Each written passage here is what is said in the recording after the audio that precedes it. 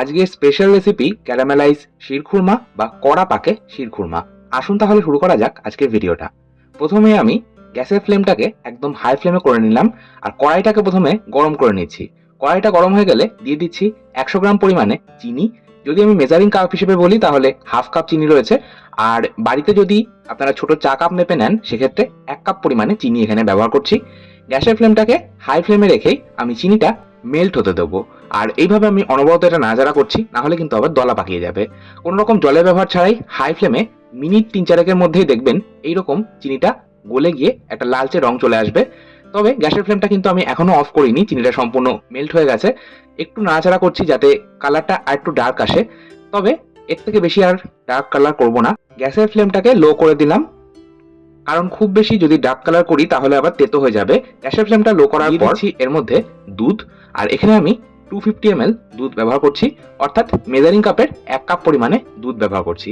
একবার আমি দুধটাকে এইভাবে মিক্স আপ করে নিচ্ছি, তাহলে কিন্তু আমাদের ক্যারামেল মিল্ক একদম তৈরি হয়ে যাবে। গ্যাসের ফ্লেমটা অফ করে দিলাম। এই ক্যারামেল মিল্কটাই কিন্তু আজকে আমরা শিরখুরমাতে ব্যবহার করব, তাই এর নাম ক্যারামেলাইজ শিরখুরমা। এই ক্যারামেল মিল্ক দিয়ে আপনারা চাইলে যে কোনো রকম পায়েস অথবা ক্ষীরও কিন্তু বানাতেই পারেন। এটা অন্য একটা পাত্রের মধ্যে নামিয়ে রাখলাম। এবার চলে যাচ্ছি নেক্সট স্টেপে। আজকে আমি ব্যবহার করব এই শিরখুরমা তৈরি করবার জন্য ইনস্ট্যান্ট শিরখুরমা মিক্স, অর্থাৎ বাজারে বর্তমানে এইরকম ইনস্ট্যান্ট শিরখুরমা মিক্স কিনতে পাওয়া যায়, সেটা ইউজ করব। এর মধ্যে কিন্তু শিরখুরমাতে যা যা ইউজ করা হয় সমস্তটাই রয়েছে। জাস্ট হালকা করে এই মিক্সটা আমরা একটু রোস্ট করে নেব, তারপর দুধে ফুটিয়ে নিলেই কিন্তু তৈরি হয়ে যাবে আমাদের ইনস্ট্যান্ট শিরখুরমা। আমি প্রথমেই কড়াইয়ের মধ্যে দিয়ে দিলাম 1 চা চামচ ঘি। ঘিটা গরম হয়ে গেলে আমি এর মধ্যে দিয়ে দেবো 1 কাপ পরিমাণে ইনস্ট্যান্ট শিরখুরমা মিক্স। এই ইনস্ট্যান্ট শিরখুরমা মিক্সের মধ্যেই রয়েছে সমস্ত রকম ড্রাই ফ্রুটস, অর্থাৎ কাজু, কিশমিশ, আমন্ড। এছাড়াও রয়েছে খুরমা, অর্থাৎ শুকনো খেজুর। এই শুকনো খেজুরই কিন্তু হলো এই শিরখুরমার প্রধান একটা উপকরণ। এই সমস্তটাই কিন্তু এই ইনস্ট্যান্ট শিরখুরমা মিক্সের মধ্যে রয়েছে, তাই আলাদা করে আর কিচ্ছু ব্যবহার করার প্রয়োজন পড়ে না। আমি জাস্ট এটা 2 মিনিট গ্যাসের ফ্লেমটাকে একদম লোতে রেখে ঘিতে রোস্ট করে নিলাম। কালারটা যখন এইরকম একটু চেঞ্জ হয়ে যাবে বা ট্রান্সপারেন্ট হবে, তখন আমি এর মধ্যে দিয়ে দিচ্ছি 250 ml ফুল ক্রিম মিল্ক, অর্থাৎ 1 কাপ পরিমাণে ফুল ক্রিম দুধ এখানে ব্যবহার করছি। যে কোনো পায়েস বা ক্ষীর ফুল ক্রিম দুধে তৈরি করলে টেস্টটা বেশি ভালো হয়, তবে আপনারা চাইলে টোন মিল্কও কিন্তু ব্যবহার করতে পারেন। আর আজকে আমার এই সম্পূর্ণ শিরখুরমাটা তৈরি করতে প্রয়োজন হচ্ছে 500 ml, অর্থাৎ হাফ লিটার পরিমাণে দুধ।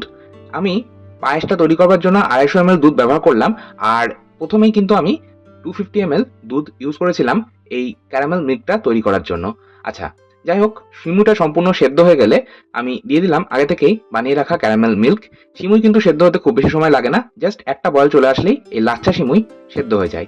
আচ্ছা, আমি এবার এটা জাস্ট 2 মিনিট একটু হাই ফ্লেমে ফুটিয়ে নেব। তবে সবশেষে আমি 1/4 চা চামচ মতন একটু লবণ দিচ্ছি। যে কোনো মিষ্টি জিনিসেই খুব সামান্য 1 চিমটা মতন লবণ দিলে টেস্টটা কিন্তু ব্যালেন্স হয়, আর খেতেও কিন্তু অসাধারণ হয়। আমি গ্যাসের ফ্লেম অফ করে দিচ্ছি। আমাদের ইনস্ট্যান্ট শিরখুরমা একদম তৈরি। আর এই ইনস্ট্যান্ট ক্যারামেল শিরখুরমা খেতে কিন্তু অসাধারণ হয়। আপনারা বাড়িতে অবশ্যই এইভাবে একবার বানিয়ে নিন। আশা করছি আপনাদের প্রত্যেকের কিন্তু ভীষণ ভালো লাগবে। শেষ পাতে ডেজার্ট হিসেবে এই শিরখুরমা খেতে কিন্তু অসাধারণ লাগে।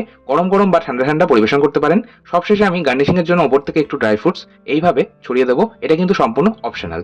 আজকের মতো তাহলে এই পর্যন্তই। আবার চলে আসবো নতুন কোনো ভিডিও নিয়ে, নতুন কোনো রেসিপি নিয়ে। আপনারাও ভালো থাকুন, সুস্থ থাকুন। ধন্যবাদ।